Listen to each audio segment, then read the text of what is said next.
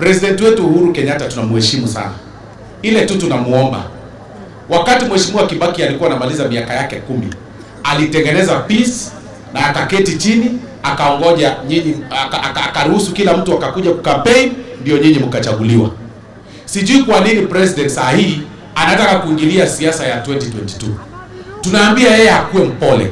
Juzi nimesikia akisema viongozi mchunge wasikuwe wezi wenye mnachagua.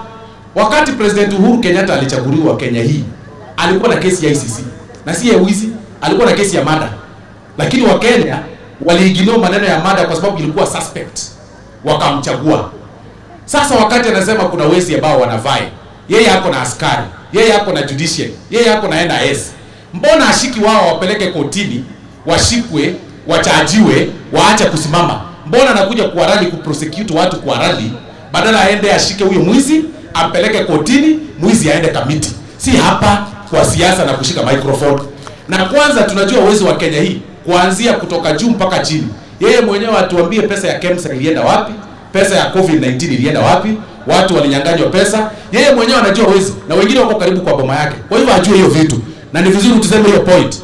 Unajua saa zile tunasema hivyo tunaambiwa tunatusi rais. Lakini kutoka juu mulisikia watu wakimentioniwa. Wezi ni kina nani? Ilianza kutoka juu, wengine wako kwa familia yake tu. Wakaiba pesa ya COVID. Wakaiba pesa ya KEMSA. Wakaiba hii miaka 4 pesa imeibiwa kila mahali. Lakini hatujaona mtu akiprosecutiwa, na akasema pesa inapotea bilioni 2. Ile kitu walisahau kusema, hiyo bilioni 2 inapotea kuingia kwa nyumba yake. Hiyo ni vizuri pia aambiwe. Ndio tuweze kuweka free playing ground, level playing ground. Turuhusu kila mtu atafute kura yake.